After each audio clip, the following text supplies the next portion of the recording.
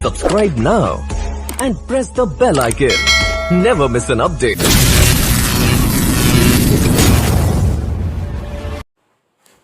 Hi hello friends, I am Ruchi Sharma. स्वागत करती हूँ आपका हमारे YouTube channel Target Study Centre में। हम लोग यहाँ पे जो सीरीज़ स्टार्ट किए हैं वो है most important question physics, chemistry, biology. तो हम लोगों ने केमिस्ट्री का जो इम्पोर्टेंट क्वेश्चंस हैं वो स्टार्ट कर चुके हैं और ये 12th क्लास फिजिक्स है, इसका स्टार्टिंग करना है। तो आज से यूनिट 1 स्टार्ट कर रहे हैं हम और लेसन 1 से। तो specially Bihar board for Bihar, UP, MP, Jharkhand and Rajasthan, other boards के लिए भी इम्पॉर्टेंट है। और ये रिपीटेड क्वेश्चंस हैं जो हर बार रिपीट किए जा रहे हैं हर साल, वैसे क्वेश्चंस है। और ख़ुद से हम लोगों ने तैयार किया है और भी क्वेश्चंस जो जितना बन सके यूनिट से। तो चलिए स्टार्टिंग करते हैं यहाँ पे बिना समय वेस्ट किए। तो चैप्टर जो 1 है उसका नेम है विद्युत आवेश तथा क्षेत्र और ये जो है यूनिट 1 का है। यूनिट 1 में 2 चैप्टर आते हैं, हमारा विभव दूसरा चैप्टर है और ये चैप्टर 1 है। तो चलिए स्टार्टिंग करते हैं कि पहला क्वेश्चन देख लेते हैं है क्या। स्थिर वैद्युतिकी क्या है? आंसर देखेंगे इसका कि भौतिकी के वैसी शाखा जिसमें रुकी हुई आवेशों के बारे में अध्ययन करते हैं उसे स्थिर वैद्युतिकी कहते हैं। ये हो गया हमारा कि वैसी जो भौतिकी की वैसी शाखा जिसमें हम रुकी हुई आवेशों के जो बारे में अध्ययन करते हैं उसे हम स्थिर वैद्युतिकी कहते हैं। और दूसरा क्वेश्चन देखते हैं यहाँ पे कि आवेश या वैद्युत आवेश क्या है। तो आंसर देंगे इसका कि किसी भी पदार्थ का वह गुण होता है जो विद्युतीय क्षेत्र तथा चुंबकीय क्षेत्र या प्रभाव को उत्पन्न करता है, साथ ही दोनों का अनुभव भी कराता है, आवेश कहलाता है।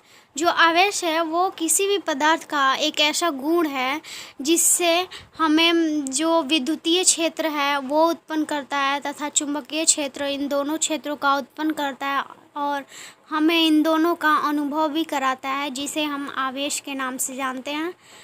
तो अब तीसरा क्वेश्चन देखते हैं कि आवेश कितने प्रकार के होते हैं। तो हम लोग देखेंगे कि आवेश मुख्य रूप से 2 प्रकार के होते हैं जो कि निम्नलिखित हैं। पहला है धनात्मक और दूसरा है ऋणात्मक, यानी नेगेटिव और पॉजिटिव।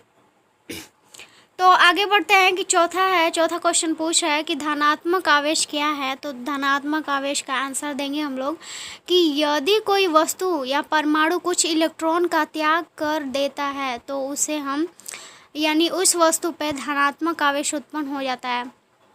इसका मतलब यह हुआ कि यदि किसी वस्तु में से या परमाणु में से कुछ इलेक्ट्रॉन का त्याग किया जा रहा है, मतलब दिया जा रहा है किसी को, तो वहाँ उस वस्तु पर धनात्मक आवेश उत्पन्न हो जाएगा और इसे ही धनात्मक आवेश कहते हैं। और आगे चलते हैं, 5वां क्वेश्चन है हम लोग का, पूछ रहा है कि ऋणात्मक आवेश है क्या है।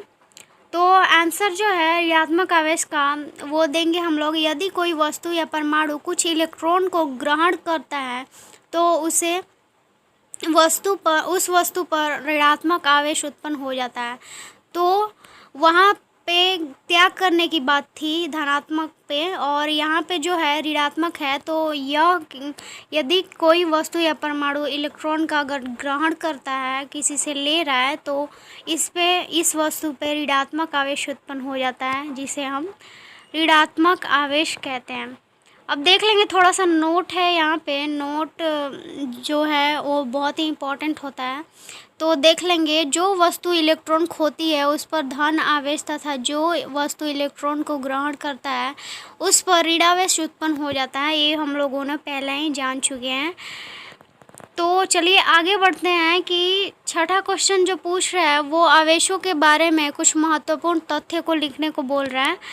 तो आंसर में देंगे यहाँ पे कि आवेश के बारे में महत्वपूर्ण तथ्य निम्नलिखित हैं। पहला पॉइंट है ए, आवेश के जो पिता है थेल्स को कहा जाता है, या आवेश के जो पिता है वो थेल्स को कहते हैं। यहाँ पे बी पॉइंट देखते हैं कि समान प्रकृति के आवेश एक दूसरे को प्रतिकर्षित करता है। तथा विपरीत प्रकृति के जो आवेश हैं वो एक दूसरे को आकर्षित करते हैं। यहाँ पे ये हुआ कि अगर समान प्रकृति के आवेश हैं, यदि माइनस माइनस प्लस प्लस हो, तो वो उन दोनों के बीच में जो लगेगा वो प्रतिकर्षण बल लगेगा, यानी समान होगा तो प्रतिकर्षण बल के कारण प्रतिकर्षित करता है। अगर यदि विपरीत प्रकृति के हो वही आवेश, तो वहाँ पे जो बल लगेगा वो आकर्षण बल लगेगा और आकर्षित करेगा एक दूसरे को। अब देख लेते हैं सी पॉइंट। यदि आवेश विरामावस्था में हो तो सिर्फ वहाँ पे विद्युत क्षेत्र उत्पन्न करता है, और यदि आवेश एक समान गति में हो तो विद्युत क्षेत्र तथा चुंबकीय क्षेत्र दोनों उत्पन्न करता है, और यदि आवेश असमान गति में हो तो विद्युत क्षेत्र, चुंबकीय क्षेत्र तथा ईएमएफ जो वे होते हैं तरंग उत्पन्न करता है। तो यहाँ पे ये इतना समझ लिए कि यदि स्थिर हो तो केवल विद्युत क्षेत्र, अगर एक समान गति में हो तो वहाँ पे दोनों होगा, विद्युत तथा चुंबकीय दोनों क्षेत्र, और यदि असमान होगा तो वहाँ पे विद्युत, चुंबकीय तथा वे तरंग भी उत्पन्न करेगा। तो यहाँ पे डी पॉइंट जो है उसको देख लेंगे कि आवेश के बारे में सही जो जानकारी जो दिए थे वो कूलम दिए थे, और ई पॉइंट जो है इन्हीं के द्वारा है कि आवेश का जो मात्रक है वो कूलम है, क्योंकि इन्होंने ही, कूलम एक वैज्ञानिक का नाम है, तो इन्होंने आवेश के बारे में बताया, सही जानकारी दिए, और इन्हीं के आधार पे जो आवेश है, आवेश का जो मात्रक है वो कूलम होता है, कूलम के नाम से रखा गया है। तो समान प्रकार के जो आवेश को सजातीय आवेश कहते हैं तथा अलग प्रकार के आवेश को विजातीय आवेश कहते हैं। ये हो गया हमारा छठा क्वेश्चन, और चलते हैं सातवां क्वेश्चन की ओर। तो 7 नंबर क्वेश्चन है, आवेश का संरक्षण सिद्धांत को लिखें। तो यहाँ पे आंसर है, लिखेंगे कि किसी भी वस्तु पर उपस्थित कुल आवेश हमेशा संरक्षित रहता है, ना ही तो इसे बनाया जा सकता है और ना ही इसे नष्ट किए जा सकते हैं, बल्कि इसे यानी आवेश को सिर्फ एक वस्तु से दूसरे वस्तु में रूपांतरित किया जा सकता है। इसे ही आवेश का संरक्षण सिद्धांत कहते हैं। इसे किसी भी प्रक्रिया द्वारा कुल आवेश को प्रवर्तित अर्थात कम या ज़्यादा नहीं किया जा सकता है। यानी आवेश संरक्षण का सिद्धांत समझे हम लोग तो किसी भी वस्तु पर जो कुल आवेश होता है वो हमेशा संरक्षित होता है। इसे ना ही हम खुद से उत्पन्न कर सकते हैं और ना ही इसे हम नष्ट कर सकते हैं, बल्कि इसे एक वस्तु से दूसरे वस्तु में स्थानांतरित कर सकते हैं, रूपांतरित कर सकते हैं। तो ये हो गया हमारा 7वां क्वेश्चन, और आगे चलते हैं हम लोग का 8वां जो क्वेश्चन है कि आवेश का क्वांटनीकरण सिद्धांत को लिखना है यहाँ पे। तो आंसर है कि किसी भी वस्तु का आवेश इलेक्ट्रॉन के पूर्णांक गुणज होते हैं, इसी को आवेश का क्वांटनीकरण सिद्धांत कहते हैं।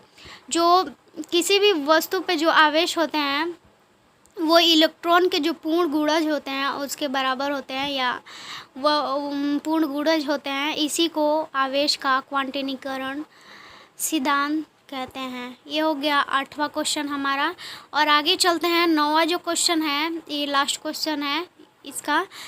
तो चालक, विद्युत रोधी तथा अर्धचालक क्या है, तो इसके बारे में हम लोग जान लेंगे कि चालक जो है वैसा पदार्थ जिससे होकर आवेश आसानी से प्रवाह अर्थात विद्युत धारा का प्रवाह हो सके उसे ही चालक कहते हैं। जैसे में एग्जाम्पल देखें हम लोग तो एल्युमिनियम, तांबा, चांदी, यानी चांदी सबसे अच्छा सुचालक है धातु का। तो ये हो गया चालक जो कि धारा को आसानी एकदम सुगमता पूर्वक वो फ्लो करता है, यानी प्रवाह करता है धारा को। तो ये हो गया चालक। और अब चलते हैं विद्युत रोधी, वैसा पदार्थ जिससे आवेश का प्रवाह जो है अर्थात विद्युत धारा का प्रवाह न हो सके उसे विद्युत रोधी कहते हैं। यानी कि ये ऐसा पदार्थ है जो कि जो विद्युत धारा है उसके जो मार्ग में ये विरोध डालता है और धारा को प्रवाह होने से रोकता है। तो जैसे में आ जाएगा लकड़ी, ईंट, प्लास्टिक या ईंटा, प्लास्टिक। तो ये हो गया विद्युत रोधी। और अब चलेंगे तीसरा पॉइंट है अर्धचालक। तो अर्धचालक वैसा पदार्थ जिससे होकर आवेश का प्रवाह थोड़ा थोड़ा हो, अर्थात ना तो यह रोक सकता है और ना ही पूर्ण रूप से पास होने देता है, इसे हम अर्धचालक कहते हैं। यानी अर्धचालक बीच का होता है, यानी कि ये पूर्ण रूप से ना ही फ्लो कर सकता है करंट को, ना ही रोक सकता है। तो ये हो गया अर्धचालक। और हमारा आज का जो टॉपिक है यहाँ तक समाप्त करते हैं। और आगे जो आएगा, आगे क्वेश्चंस और भी आएंगे, जैसे फिजिक्स का आगे लेसन तक हम ले जाएंगे। तो ये हो गया फिजिक्स। और पीडीएफ चाहिए तो यहाँ पे नंबरों पे कांटेक्ट करके आप लोग ले लीजिएगा और पीडीएफ मिल जाएगा आप लोग को। चलिए बाय बाय, टेक केयर, पढ़ते रहिए, फिर मिलेंगे अगले वीडियो में।